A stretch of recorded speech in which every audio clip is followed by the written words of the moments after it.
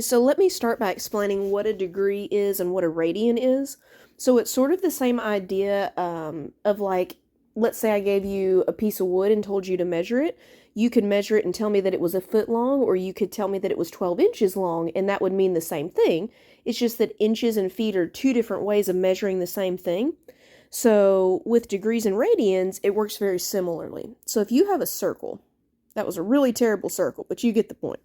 There are 360 degrees in a circle. So if you think about how big a degree is, a degree would be like a little bitty minute piece. Like it might only be that big. If you split the circle into 360 equal pieces, a degree would be just one of those pieces. A radian is a lot bigger than a degree. Okay? So where there are 360 degrees in a circle, there are 6.28 radians in a circle. So if you want to think about it this way, a radian would be like if I split the circle into 6 equal pieces. And let me see if I can even do that. Okay, so here's my circle. So if you split the circle into 6 equal pieces, the radian would be like a sixth of the circle. So it's a lot bigger than a degree. Okay, so we have a formula for converting between radians and degrees. So if you have degrees, what you do is you take those and you multiply it by pi over 180. So it would look like this. So in part A, you would take 45 degrees times pi radians over 180 degrees. And so actually what you're doing is you're multiplying 45 degrees by 1 because pi radians is the same thing as 180 degrees. So if you do the simplification here, the degree symbols cancel out, okay? And you're left with 45 pi radians over 180. And you can do this in your calculator, but 45 over 180 actually reduces to 1 over 4. So what you have is 1 pi, or just pi, over 4 radians. Okay? So pi over 4 radians would be my answer on letter A. Let's say that you look at B. Okay? So B says negative 60. Let me explain what that means. So if you had a circle and you went all the way around the circle, okay? That would be 360 degrees. So what it's saying, if it's saying negative 60 degrees, is you didn't quite make it to 360. You stopped 60 degrees short. So a negative 60 degree angle is actually a 300 degree angle.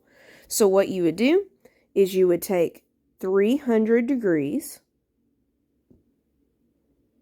and you would multiply that by pi radians over 180 degrees. And again, the degree symbols would cancel, and you'd have 300 pi over 180 radians. Okay? And you can type this in your calculator to reduce it, but 300 over 180 would reduce to, let's see, so 6 goes into 30 and 18. So 5 pi over 3 radians. Okay? Now I apologize that this is sloppy. I'm trying to write it on my phone. All right. So number 2 is the same thing, but going the opposite direction. So number 2, we're starting with radians and going to degrees. So what you can do on part A, there's a couple different ways we can do this. I'll show you one way. So you're starting with radians, and you're actually going to flip the fraction. So you're going to take 2 pi times 3. Instead of multiplying by pi radians over 180 degrees, you're going to multiply by 180 degrees over pi radians. Okay, and I should have written the word radians there. So what actually happens is the radians cancel, the pi's cancel, and you're just left with 2/3 times 180 degrees. So on top, 2 times 180 is 360 degrees over 3, and 360 divided by 3 is 120 degrees. So basically, here's the formula. If you're starting with the degrees, you multiply by pi times pi over 180 degrees. if you've got radians, you flip that and you multiply by 180 degrees over pi radians, okay? So let me give you one more example. Okay, so let's say that you look at C. So C is in radians, it's 2.3 radians. So what you would do is you'd say 2.3 radians times 180 degrees over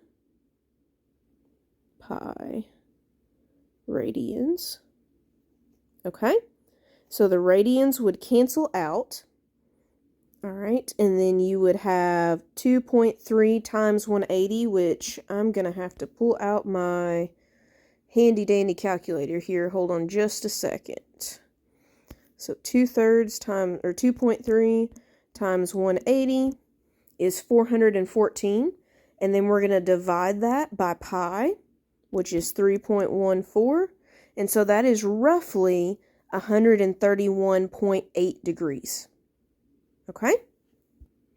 And I don't know exactly like what he would want you to round that to, and I don't know if you've got a graphing calculator, instead of dividing by 3.14, you may actually have a pi button that you can divide by.